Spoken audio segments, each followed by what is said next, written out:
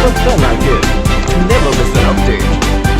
Subscribe now and press the bell icon. Never miss an update.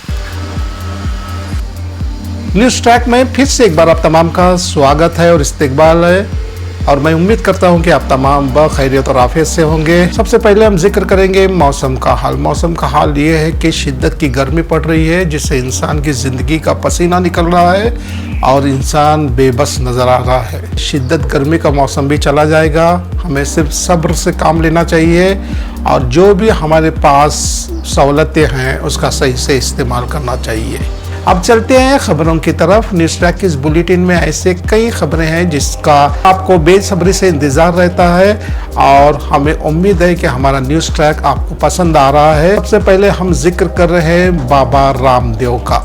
उन्होंने अपने एक शरबत का इफ्तिताह गुलाबी शरबत के नाम से किया है, लेकिन इस पब्लिसिटी में उन्होंने ऐसी बातें की हैं जिसकी वजह से आजकल वो बड़े जोर और शोर से चर्चा में है। शरबत के ओपनिंग सेरेमनी में उन्होंने एक वीडियो जारी किया है जिसमें उन्होंने ये कहा है कि अगर आप गुलाबी शरबत को खरीदेंगे तो इसकी तमाम कमाई का कुछ हिस्सा ऐसे फलाह बहबूदी काम के लिए जाएंगे, गुरुकुल को जाएंगे जहाँ पे देश की तरक्की होगी, देश विश्व गुरु बन जाएगा। और दूसरी तरफ एक दूसरे शरबत की उन्होंने बड़े जोर शोर से तनकीद की और उस शरबत का नाम है रूह अफ़ज़ा शरबत। रूह अफ़ज़ा शरबत एक बेहतरीन शरबत है जो हर एक के घर में आज कई सालों से इस्तेमाल किया जा रहा है, जो हर कोई इसका दीवाना है। लेकिन बाबा रामदेव को ये बात कभी हजम नहीं होती और उन्होंने ये कहा है कि इस शरबत की कमाई का कुछ हिस्सा मदरसों को जाता है, कुछ हिस्सा मसाजिद बनाने में जाता है, जिसकी वजह से देश के लिए खतरा है। बाबा रामदेव हुकूमत की तरफ से काम करते हैं और बाबा रामदेव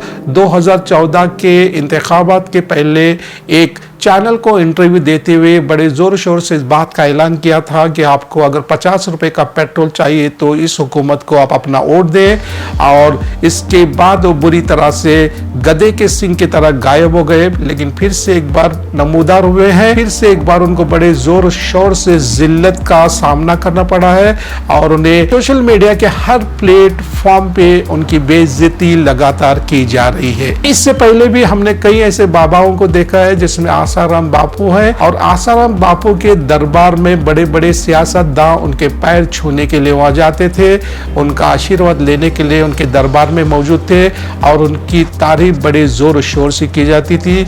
लेकिन आज आसाराम बापू का कोई पूछने वाला नहीं है और जेल की अंधेरी कोठरी में अपनी जिंदगी के आखिरी सांस वो गिन रहे हैं। एक और बाबा है धीरेंद्र शास्त्री जिसकी उम्र सिर्फ 24 साल है और ममता कुलकर्णी जो किसी जमाने की बॉलीवुड की एक मशहूर अदाकारा थी और उन्होंने अपने बयान में ये कहा था कि धीरेंद्र शास्त्री अभी बच्चा है, अभी वो पैम्पर का इस्तेमाल करता है। बाबा बागेश्वर उनके साथ तो हनुमान जी हैं। वो क्या है, वो नैपी धीरेंद्र शास्त्री है।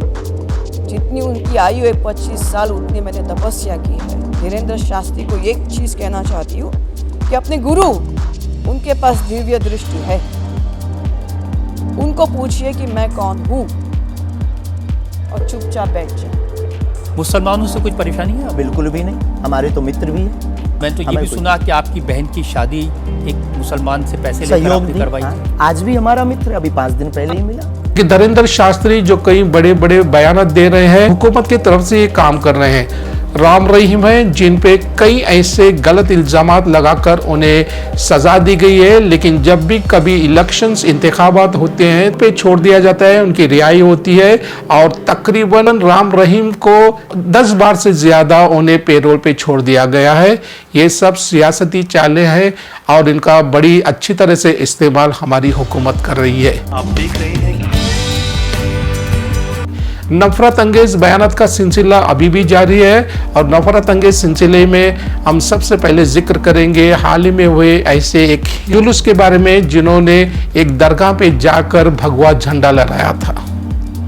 दुनिया का कोई भी धर्म, जिसमें ईसाई हो, इस्लाम हो और कोई भी धर्म, जब भी अपनी ईद मनाते हैं, जब भी अपना त्यौहार मनाते हैं, जब भी अपना फेस्टिवल मनाते हैं तो किसी भी मंदिर के सामने जाकर वो कभी आवाज़ नहीं करते, कभी डीजे और कभी नारेबाजी नहीं करते। हमेशा से ये चलन बन गया है कि जब भी कोई त्यौहार आता है तो मसाजिद के सामने जाकर जोर जोर से डीजे बजाएं और उन्हें बुरा भला कहें। ये नफरत अंगेज बयानत का सिलसिला 2014 के बाद बड़े जोर और शोर से पनप रहा है और अवाम के दिलों में एक दूसरे के खिलाफ नफरत पैदा करना अब इनका यही मशगला बच गया है, जिसकी वजह से अब तक वो इख्तिदार में मौजूद है। उत्तर प्रदेश के चीफ मिनिस्टर योगी आदित्यनाथ की बात की जाए तो उन्होंने जमहूरियत को अपने जेब में रखा है। नाम बदलने का बेइंतहा शौक है। कभी वो अपना खुद का नाम बदलते हैं तो कभी सड़कों का नाम बदलते हैं, कभी वो इलाहाबाद को प्रयागराज कर देते हैं। और उनका अब ये नया एक बयान हमारे सामने मौजूद है जिसमें ये कहा गया है कि अगर यूपी में किसी भी शख्स,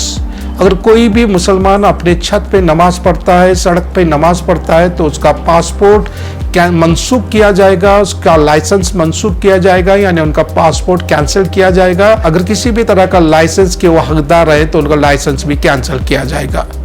भारत के संविधान में, भारत के कॉन्स्टिट्यूशन में, भारत के आयन में इस बात का सबको हक दिया गया है मजहब की पैरवी कर सकते हैं और आपका मन जो चाहे वो खा सकते हैं, इस पे किसी की पाबंदी नहीं है। ये सबका हक है। भारत के संविधान में, भारत के कॉन्स्टिट्यूशन में, भारत के आइन में बड़े साफ अल्फाज में लिखा गया है, लेकिन इसके बाद जो लोग आज इक्तिदार में हैं वो अपने नए कानून बनाने में लगे हुए हैं। अब वापस चलते हैं। बाबा रामदेव ने ऐसे बयानात की वजह से फिर से एक बार अपनी इज्जत की धज्जियां उड़ाकर रख दी है और सोशल मीडिया के हर प्लेटफॉर्म पे उनको बेइज्जत किया जा रहा है। जंतर मंतर पे शलवार और कमीज पहनकर भागने वाले बाबा रामदेव इस वक्त बड़ी मुश्किल में फंस गए हैं। जब से बाबा रामदेव ने रूह अफ़ज़ा शरबत की तनकीद की है तब से रूह अफ़ज़ा शरबत की मार्केटिंग में इजाफा हुआ है और उनका सेल्स भी बढ़ गया है, जिसकी वजह से बाबा रामदेव इस वक्त परेशान है। बाबा रामदेव के ऐसे कई प्रोडक्ट्स हैं जिसे अमेरिका ने रिजेक्ट किया है। बाबा रामदेव ने भारत के अवाम को, भारत की जनता को इस तरह से बेवकूफ़ बना रखा है कि वो गाय का दूध तो 40 रुपये लीटर बेचते हैं, लेकिन गाय के मूत्र को वो 100 रुपये लीटर बेचते हैं। इस तरह से बाबा रामदेव भारत के तमाम अवाम को, भारत की तमाम जनता को बेवकूफ़ बनाने में लगे हुए हैं। You're a mad Hindu. गर्मियाँ आ चुकी हैं, क्या पी रहे हैं आजकल, रूह अफ़ज़ा या गुलाब शरबत? मैं गौमूत्र फॉलो बहुत पीता हूँ and I am telling you it is very good for health. सवाल तो मैंने गुलाब, रूह अफ़ज़ा और गुलाब और शरबत रूह के अफ़ज़ा बीच मुझे में कौन पूछा। देने वाला कौन है उसके ऊपर डिपेंड है। नीतीश रूह अफ़ज़ा पीते हो या नहीं पीते? नहीं, मैं ये सब नहीं। हाँ? नहीं। क्यों, प्रॉब्लम है नाम में? हाँ, क्योंकि अभी देने वाला आदमी कौन होगा उसके ऊपर सोचे। आखिर सवाल आपसे, मुझे रूह अफ़ज़ा बहुत अच्छी नीयत से कोई नहीं पिलाएगा। फैक्ट है। कहाँ राजनीति करते हैं नीतीश? एक बेचारा सा शरबत हमारे सबके घर में पीते थे, बड़े अच्छी होते बात है समय ना, तो मगर आप पीते सोचे थे। नीतीश हाँ? राणे को कौन शरबत देगा रूह अफ़ज़ा? नीतीश राणे को देने की जरूरत नहीं, नीतीश राणे खुद से पिएंगे रूह अफ़ज़ा। नहीं, मुझे अच्छा भी नहीं लगता, वो बहुत मीठा है। आप अक्सर भाषणों में बोलते हैं मेरा खून भगवा है। 2019 में बीजेपी में आने के पहले आपके खून का रंग क्या था जब कांग्रेस में थे? 39 साल हम लोग बाला साहब ठाकरे जी के साथ में थे। मेघा जी, हमको वापिस बोल रहा, आप हम पे इल्ज़ाम लगता है कि आप लोग पार्टियां बदलते हैं। आखिर में हम लोग, अगर आज बाला साहब ठाकरे जी या तो उद्धव जी ने अगर हमारे साथ वैसे जो कुछ भी हमारे साथ राजनीति, गंदी राजनीति नहीं की होती, हम लोग बहुत अभिमान से कह सकते थे कि हम एक शिव सैनिक हैं। हम लोग ने बचपन से बाला साहब जी को और हिंदुत्व को फॉलो करते करते, मेरे पिताजी ने जो हिंदुत्व के लिए किया है शायद मैं इसके आपके पॉडकास्ट के ऊपर नहीं बोल सकता। मगर हमारे खून में भगवा क्यों है? क्योंकि हम बाला साहब ठाकरे जी के छत्रछाया में हिंदुत्व के नाम पे ही बड़े हुए। ठीक है। हम जो 12 साल कांग्रेस में निकाले हैं क्योंकि हमारे पास कोई ऑप्शन ही नहीं था। तो उस वक्त खून का रंग क्या हो गया था? तभी भी भगवा ही था। भगवा ही था। उनको भी मालूम था हमारा भगवा था। और अभी तो फिर बीजेपी में आने के बाद तो हम अभिमान से कहते हैं कि भगवा है। हुकूमत इस कोशिश में लगी हुई है कि किसी तरह से हिंदू मुस्लिम में एक नफरत पैदा हो, और उन्होंने सबसे पहले द कश्मीर फाइल्स का जिक्र पार्लियामेंट में किया था। ये कहाँ तक मुनासिब है कि एक प्राइम मिनिस्टर को फिल्मों का प्रचार करे। इसके बाद द केरला स्टोरी फिल्म आई थी, उसका भी जिक्र पार्लियामेंट में किया गया था। अब एक नई फिल्म थी छावा, जिसका जिक्र बड़े जोर शोर से किया गया, और औरंगजेब के कब्र को उखाड़ने का भी उन्होंने फैसला किया था। लेकिन उन्हें हम बताना यहाँ ज़रूरी समझते हैं कि मुगलों ने जितने भी इमारतें तामीर की हैं, जिसमें लाल किला है, कुतुब मीनार है, और ऐसे कई तारीखी इमारतें हैं जिसकी वजह से भारतीय टूरिज्म को, इन्हीं इमारतों की वजह से 4 लाख से ज़्यादा अफराद का चूल्हा हर रोज़ जलता है। हम तमाम को चाहिए कि हम एक दूसरे से मोहब्बत से रहें और देश की उन्नति के लिए काम करें। हर धर्म में कुछ न कुछ बुरे लोग भी होते हैं और बहुत ज़्यादा अच्छे लोग होते हैं, और हम चाहते हैं कि हम अच्छे लोगों का साथ देकर देश की उन्नति में हम साथ दें और एक दूसरे से मिलजुल कर रहने की कोशिश करें। इसी में हम सबकी भलाई है।